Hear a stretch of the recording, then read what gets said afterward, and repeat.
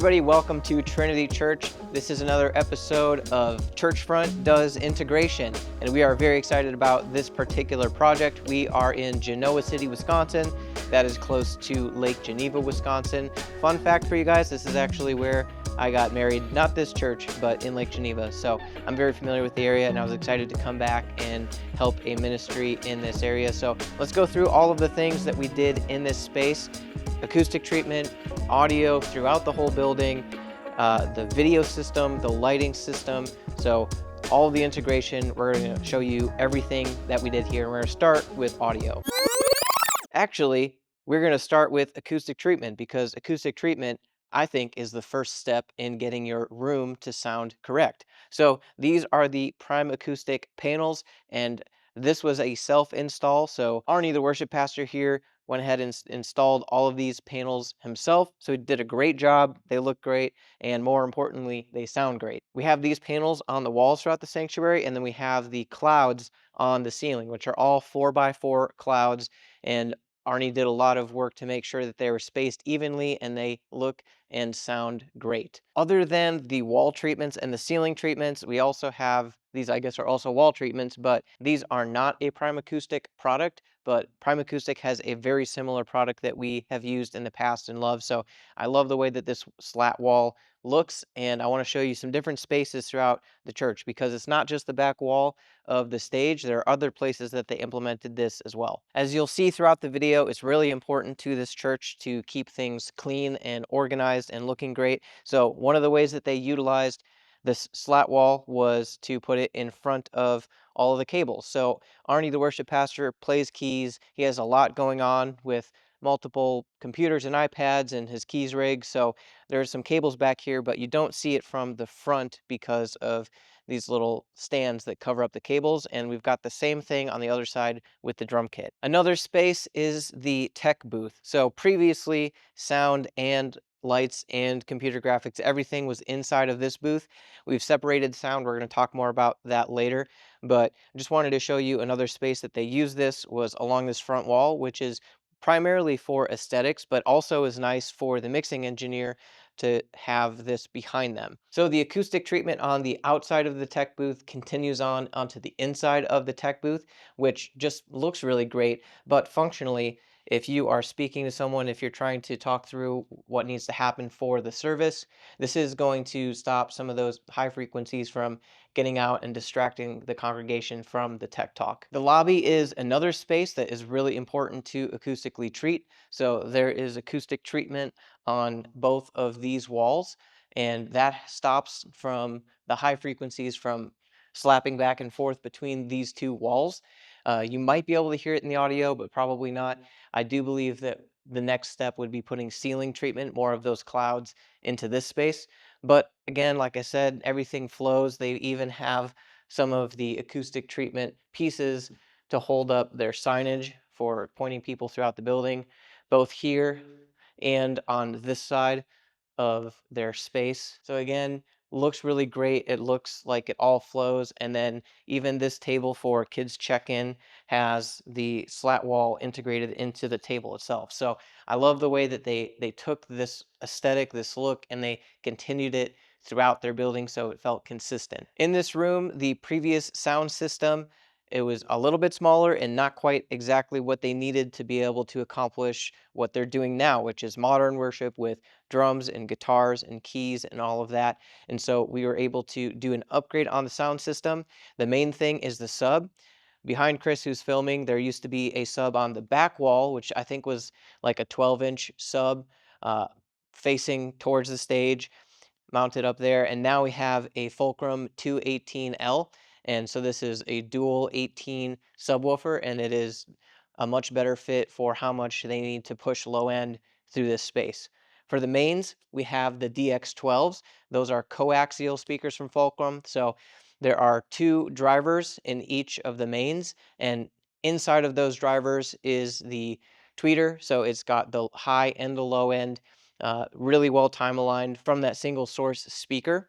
We've got one of those on both sides. And then we have our outfills. And our outfills are, again, coaxial. So driver with the tweeter inside of it lined up. And those are the 1226s. I really like how this whole room has this white light feeling to it. So we have these white speakers that go along with the white acoustic treatment and the white lights that we'll get into in a little bit from ProChurch Lights.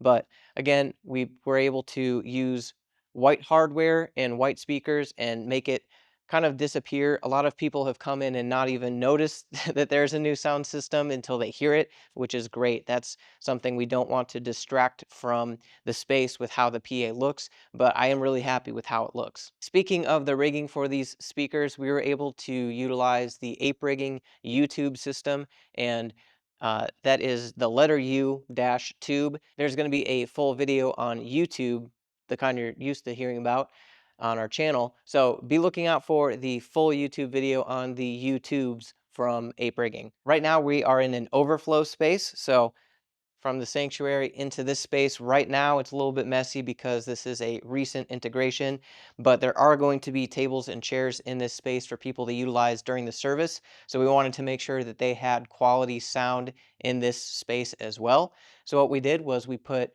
two Fulcrum RX 699 speakers. So they're 6-inch drivers, and they do a great job of covering this space, plenty of volume, plenty of clarity for this size of a room. Another space that we thought really hard about and wanted to make sure was good was the lobby. So right now we're in the sanctuary, and as you move into the lobby, you want to have a continuous sound experience. So our system designer and tuner made sure that when you're walking through this space and you hear the two speakers that we have hung up against the top corner of the wall, that you would get a seamless experience. So if you're in the lobby and you are coming into the building for the first time or for the 100th time, you come through these front doors and you hear what's happening in the service.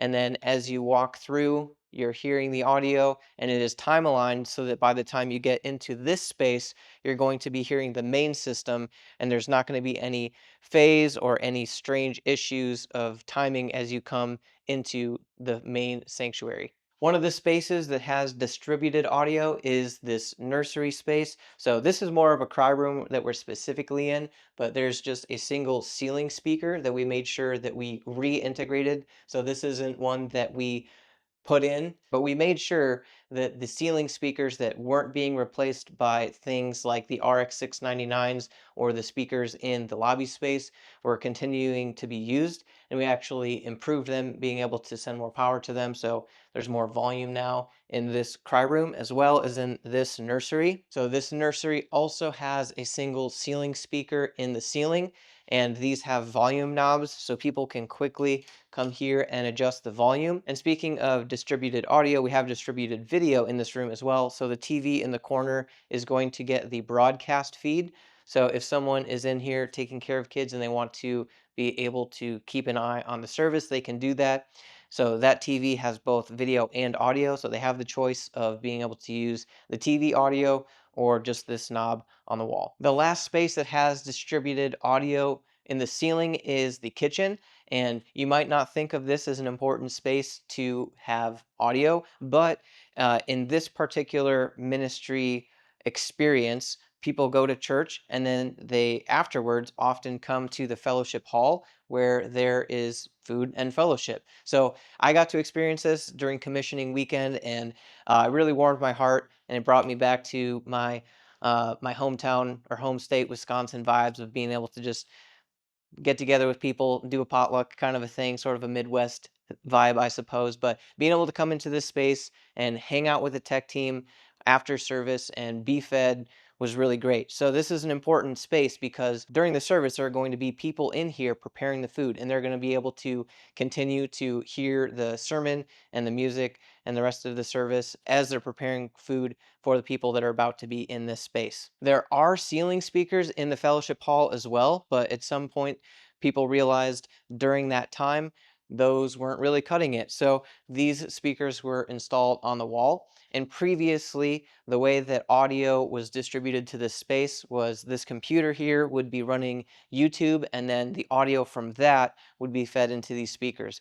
But the audio from YouTube is going to be delayed. So what we did was we took an SDI run that comes from the ceiling, and it's eventually going to be feeding a TV on the wall, so they'll also have video. To get the audio off of the SDI feed, we're using this SDI to audio mini converter from Blackmagic. So the SDI comes in, the stereo audio comes out, and we'll be able to continue to use this when the TV is put on the wall, and we'll be able to have the video on the TVs and the audio through this small mixer, which goes to the speakers on the wall. So driving all of these speakers are Powersoft amplifiers, and we only have two.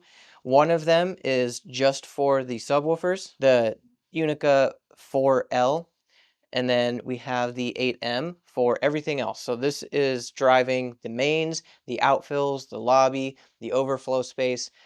All of the ceiling distributed audios is a OFE or owner furbished equipment, just an amplifier that was in a very weird space. We don't have to show you it, but just know that we left the amplifier where it was at. We just optimized it. For our audio mixing system, we're using an Allen & Heath ecosystem, and this is specifically the SQ6. I really like the size of the SQ6. If we were going to be putting in something from the SQ line, I do like the amount of faders. The 7 feels pretty big. The 5 feels a little bit small, so I really like having the 6 in place here.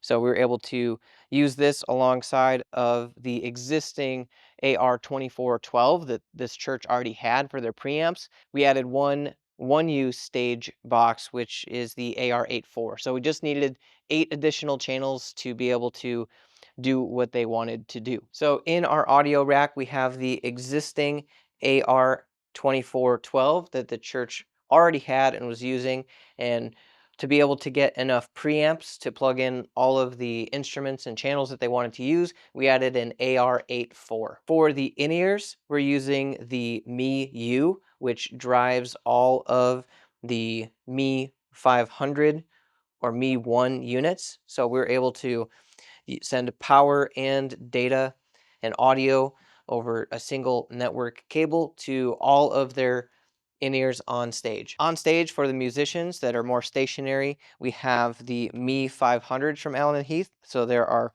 16 stereo channels that can be used, and so we have these laid out in a way that makes it easy for people to be able to get a great mix. For the singers, we have the PSM 300s, and we are utilizing 2 units, but 4 packs. So each mix is mono. So we only need to use 2 of these units, but we're able to get 4 mono mixes for the singers on stage. Speaking of wireless, we have 8 Shure SLXD units here, and we're utilizing 3 of them for body packs. So we're able to use 3 body packs, and then the rest are handheld mics. So 5 handhelds and 3 body packs, and that's a great fit for this church. And then we're using the UA844 to get the RF to the stage, and I'll show you where the actual RF is as well.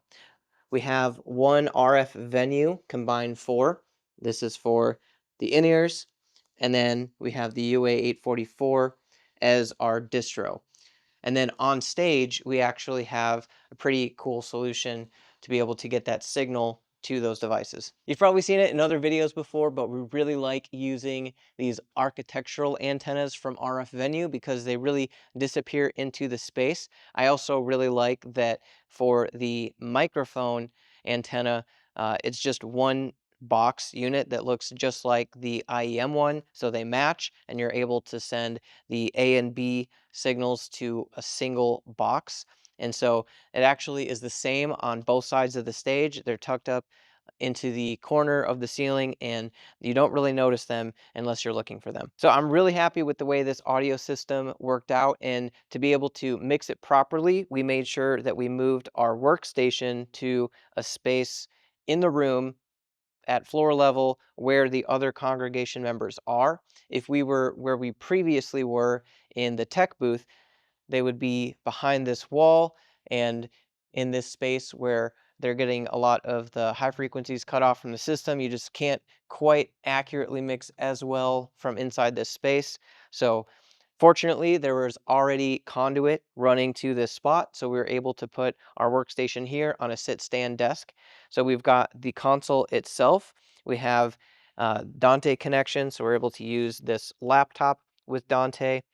and we have our S-Link coming into here, as well as some crowd microphones, and then the distributed audio to the ceiling speakers. So all of that is coming to this desk. We even have a KVM and an SDI for future proofing. Should we need to use either of those things in the future, we've got some extra cabling coming to this position, but being able to mix where the congregation sits is really handy. And even if this person needs to communicate with the rest of the tech team, they're just a few steps away where they can talk with the rest of the tech team, or they can walk around and actually get inside the booth pretty quickly. So I'm really happy that we were able to move the audio out to this spot. And then a couple of small things that I like that we did with the audio. One is just this little K&M clip. Usually you would see these for like the Mi 500s, or being able to put some other attachment onto a mic stand, but I just clip this to the side of the sit stand desk, and then we have a little alligator mic clip that takes this old, I think it was their podium mic when they had a podium.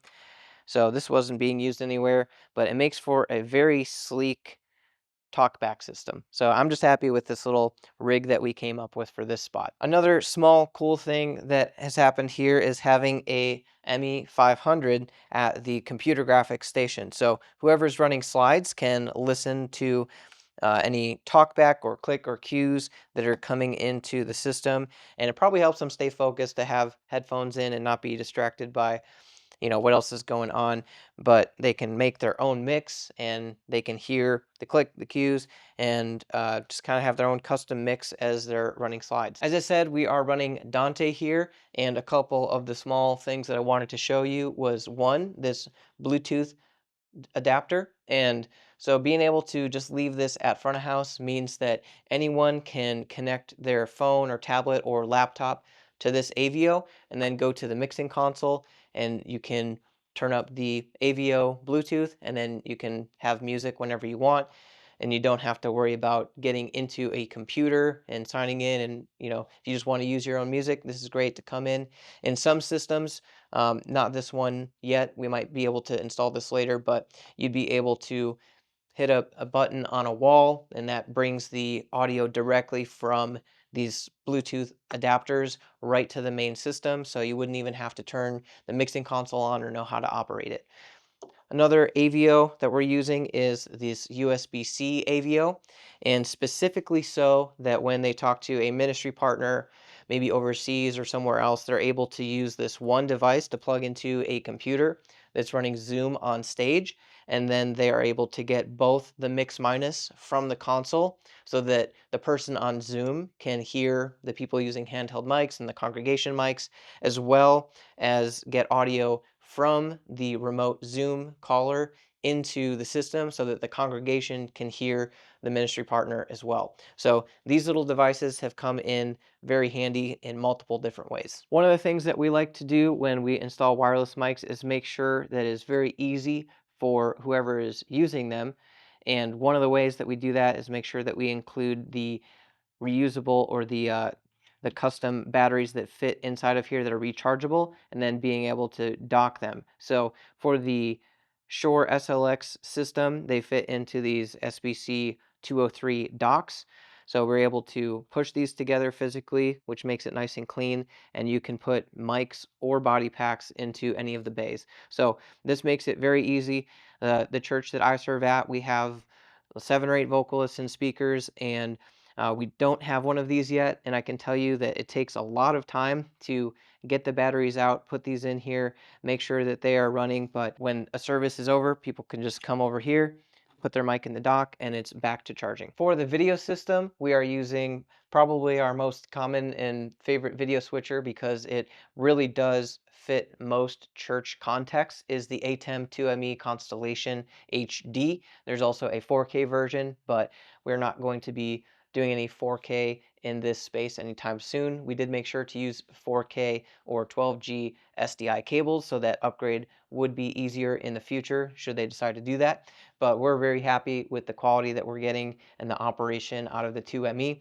So we have the actual 2ME in the rack, and then we also have a web presenter for streaming.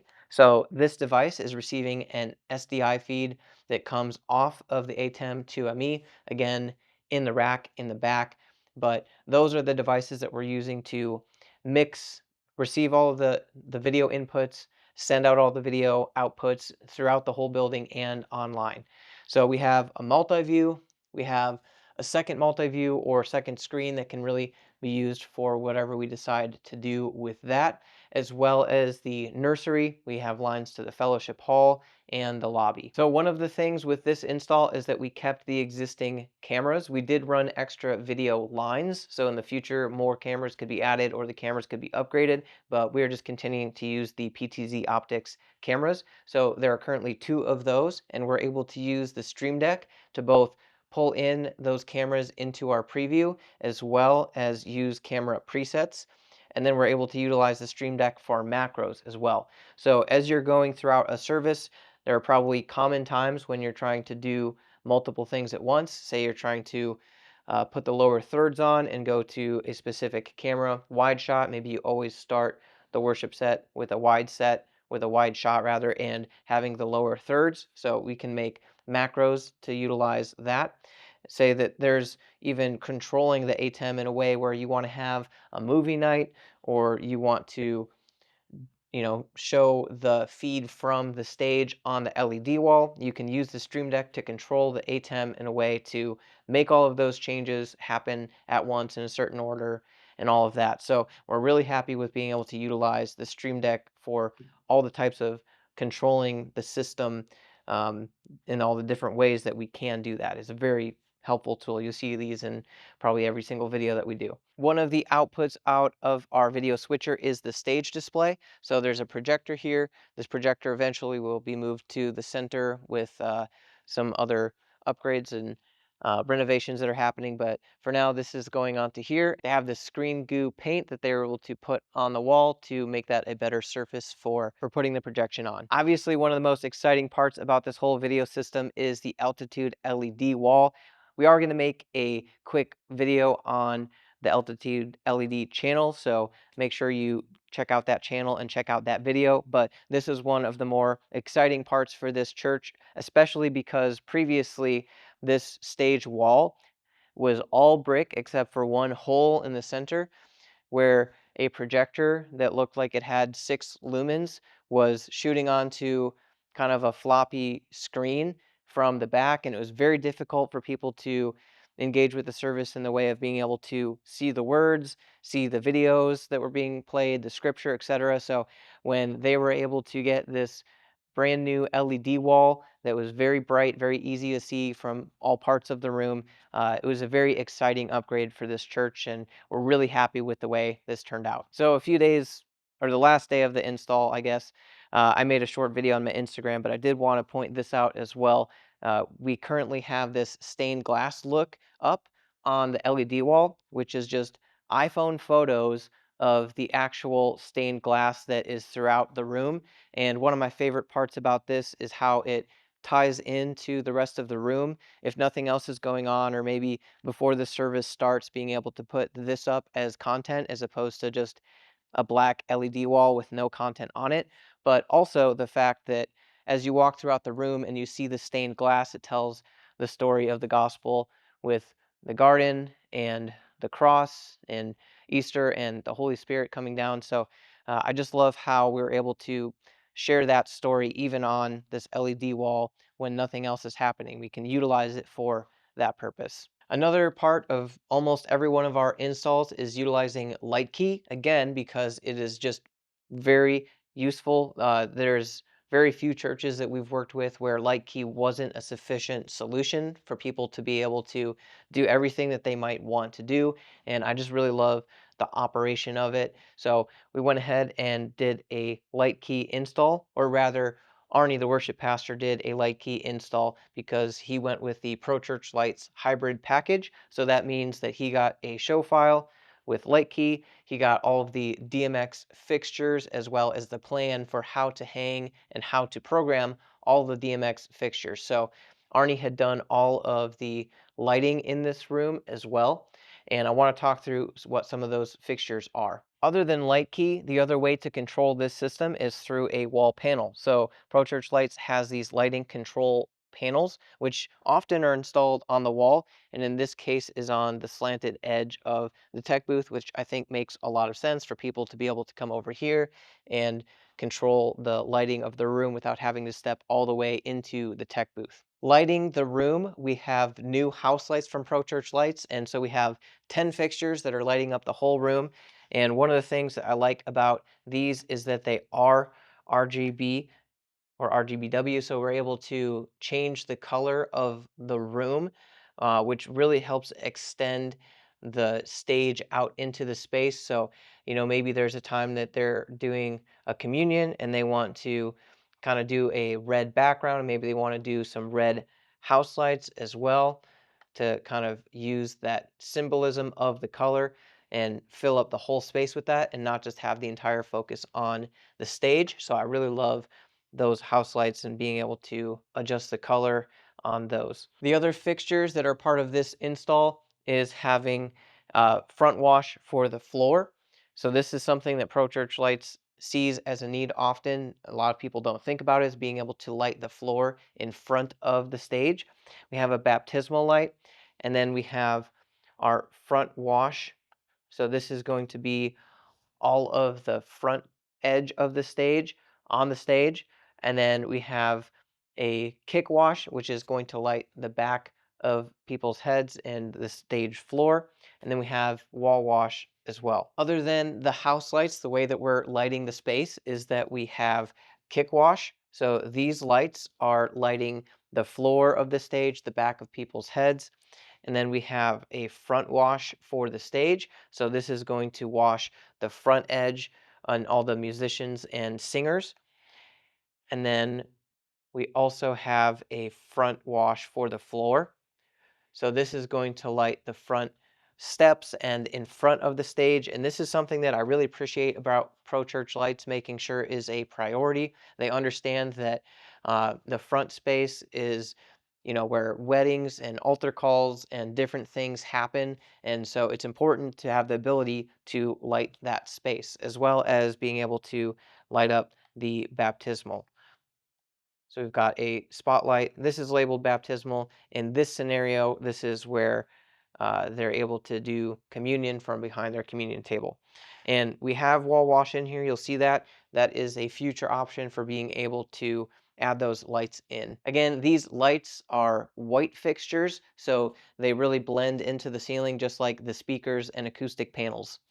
The other thing that you might or might not see are white crowd mics. So these congregation or audience or crowd mics really capture the congregation as they're engaging in the service, which is really helpful for both in-ears and the live stream. So we've talked about the acoustic treatment, the audio mixing system, speakers, the lighting, the video infrastructure, but none of this would be possible without what we call integration. So we are doing integration projects, and so the integration, I think one of our staff members worded it really well, is the backbone, the thing that you don't really want to see or think about much, but is really important for the whole system to work and to be integrated. So one of the parts of that is the workstations. So previously, this space was very messy to the point where a fire marshal or just staff member of the fire department came and saw extension cords plugged into power strips and said, "This is dangerous. We need to resolve this." So part of that prompted being able to have a really clean workstation, and which is already part of kind of the Churchfront brand or how we do things. So I'm really happy with how this turned out. This is a very common setup for churches to have, is one station for ProPresenter and lighting. Often ProPresenter triggers the lighting cues, and that's what's happening in this scenario as well. So we're able to have the computer graphics station with lighting here, and then we have our broadcast station here. So you'll notice that there are two chairs here, and generally one person can operate both the video switching, live stream, and choosing the cameras, but having the space for two people is great in case people want to serve together as a team. maybe like a husband-wife couple, or father-son, or just being able to train someone. So having the physical space for 4 chairs here, even though there are only 2 positions in this tech booth, I think speaks to how Trinity wants to continue to train up more people and to uh, build the kingdom of saints, people who are able to serve. And obviously, it's important to be able to train people, and that happens side by side, seeing what happens as it's happening. So I'm really happy with how this tech booth turned out. We are using KVMs, again, a very common thing for us to do in integration. So what you see is what's here: monitors, mouse and keyboard, Stream Deck, and then all of this is going to the actual KVM units below, which are a single Ethernet cable that goes to our rack. As I mentioned, our KVMs are going to our equipment racks. Equipment racks are a very important way to organize and keep your equipment safe. And you might be thinking, where are these equipment racks? They're backstage. Maybe you're thinking, where is backstage? Let me show you. So here we have our equipment racks. All of the cabling that's going in and out of the systems are coming from the floor that go to the stage, or to the conduits to the different spaces out in the sanctuary, or up into the ceiling, into the attic, to go throughout the building. So all of the inputs like microphones or cameras or network devices come in and out of these spaces. So the actual pieces of equipment, and then the ceiling and the floor. So we have 2 equipment racks. One of them is primarily network and computers and lighting. And this is something we like to do to separate the 2 equipment racks. So this is commonly known as ERO1, Equipment Rack 1, which has all of the lighting and network infrastructure. So we have a light up top, which is really handy for being able to see what's going on. And then we have our Churchfront blank. This creates space between the sequencer and the light up there. And also, it's just nice to know Churchfront was here. And we have Wall Panel Pro. This is the device that actually receives the DMX signal from the computer and the wall panel, and you're able to switch between control of the computer or the wall panel itself. We have our distro, so we're able to send out, instead of one giant chain of lights, which can cause issues, we're able to send individual runs to different lighting bars and sections of lighting, so we don't have too many lights on one continuous run. And we like using these brush plates to be able to get cables in and out of pieces of gear, unless we are using a patch bay like we have down here. We really like being able to use these patch bays to clean up, instead of having tons of cables coming in and out of a brush plate. We're able to use these also to be able to change patches if necessary.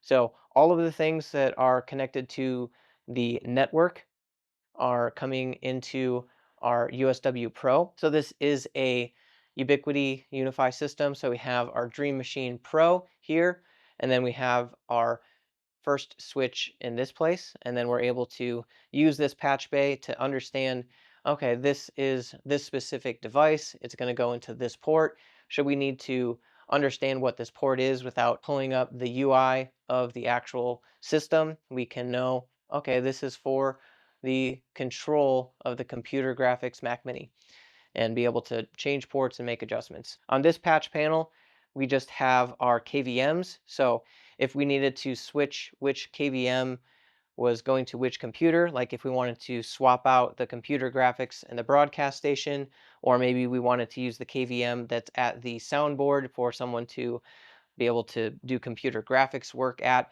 we'd be able to come here and change one patch and make that change. We have our KVM units here. So this side attaches to the actual computer. So we have our computer graphics / lighting one here, an extra one here, and then our video / audio, primarily used for video here. And then we have the actual Mac Minis in our Sonnet Rack Mac Mini. So this is a very common thing that we've used. It holds 2 Mac Minis, and that's all it does. It doesn't have any extra connectivity, but down here, our computer graphics slash lighting computer does have extra connectivity. So on the back side of this rack, we have lots of things coming in and out, which we'll show you. But this is able to host 2 PCIe cards as well as the actual Mac Mini. So here we have our Novastar VX600, the LED wall processor. So this is what receives the signal and translates it so that it can be shown on LED wall panels. And then below that, we have our ATEM 2ME video switcher. Again, we talked about this earlier. All of the inputs and outputs come to this. So cameras, feeds from the computer graphics computer come into this. And then also feeds from the stage or front of house. We have those different inputs, and then it outputs to our LED wall, our web presenter for live stream, to all the different destinations throughout the building. Below that, we have our web presenter, which is connected to Subsplash. So we're able to send this signal of video and audio to Subsplash, and then Subsplash sends it to the church's website and YouTube and Facebook and all those places. And here we have our little Churchfront black box, which is a PC NUC. And on this PC NUC, we have Dante controller, we have wireless workbench, the software that I need to control the ATEM, all sorts of software, including what controls the amplifiers for the sound system. So there have been times when we needed to get on a call with Arnie and talk through hey, this is happening, or we want to make this adjustment. I just remotely log into this PC computer and I'm able to see and control and help them make changes to most of their system. At the very bottom of the rack, we have a battery backup power supply. So this rack has lighting, which people would need to have lighting in a room if there was an emergency. It has the network, which we would like to be on uninterrupted so that we can, again, have control. Some systems have door locks and cameras and security cameras and things like that on their network. So we want to be able to keep the network on.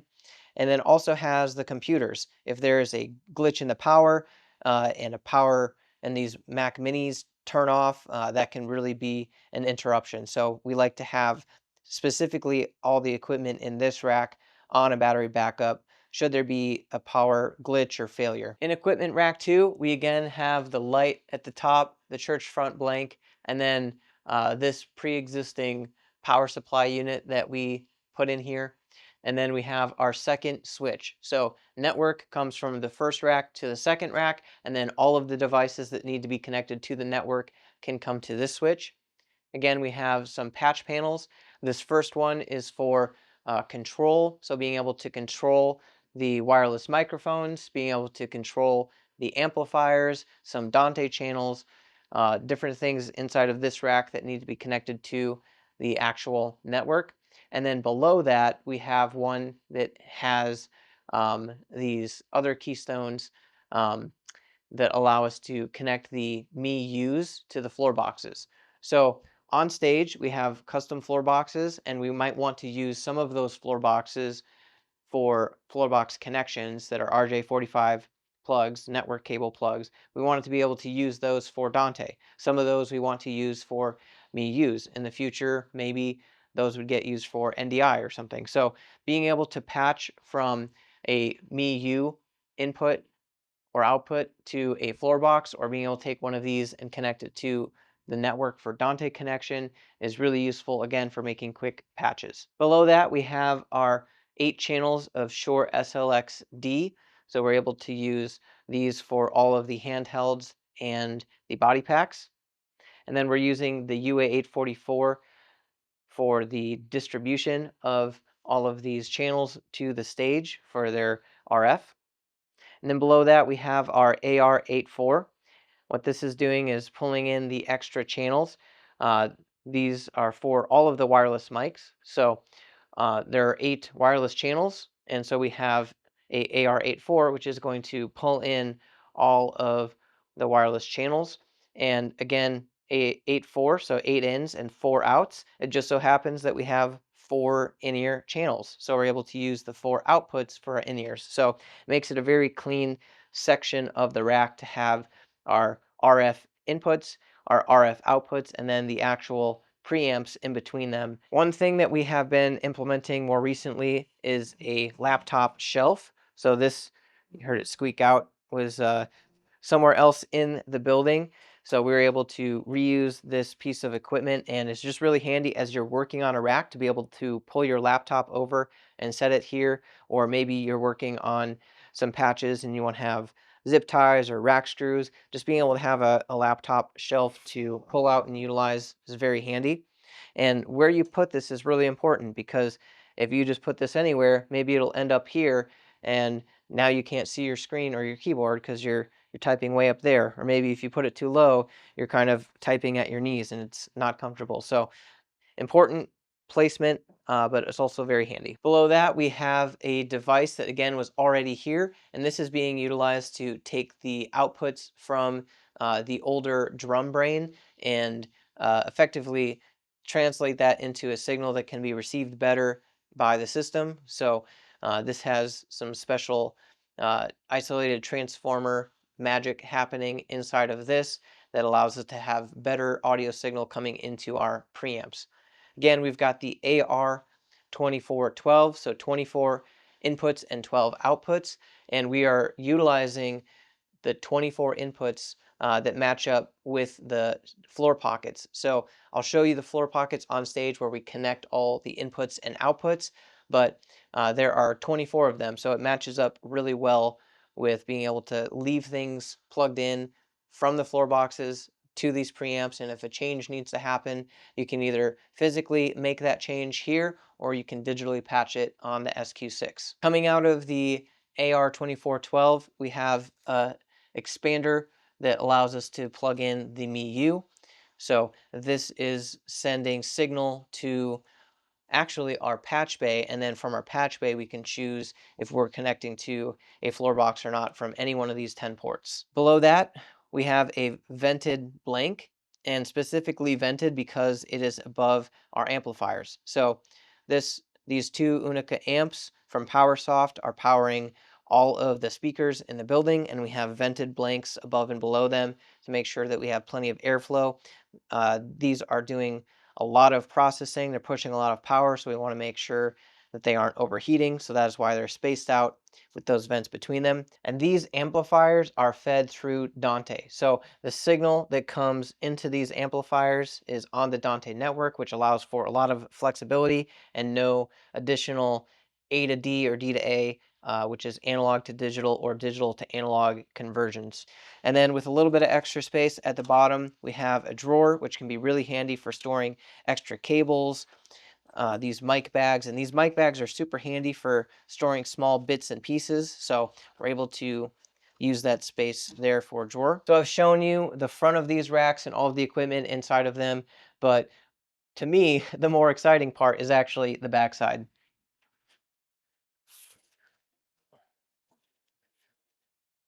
If Matt didn't edit it out, you'll see that I laboriously moved this rack and it's on casters, and part of that is because we could not leave them in one space and have them serviceable. So we're able to have these looms of cable come in and have the racks on casters that can be moved, and they can be serviced from the backside. But we are really happy with how this came out. Chris has spent most of the day today, Chris is filming, and he has spent most of the day cleaning up this rack and making it look really nice.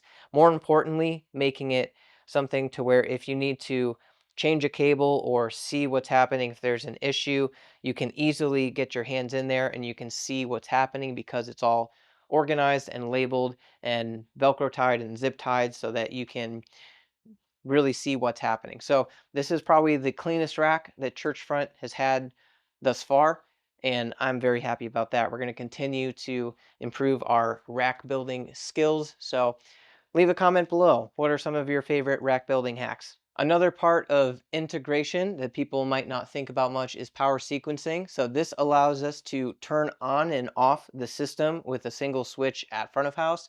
And that switch is connected to this brain. So this is a middle Atlantic power sequencer. And so we have our remote in on this side, and then all of our sequenced outputs are going out on these terminal block connectors this 4-conductor wire that's going to different units. So we're able to turn on and off the system in a sequence so that you don't get that pop out of your speakers, and so that equipment is turned on and off in a safe order, as well as keeping the equipment off when it's not being used to prolong the life of it, which is just good stewardship.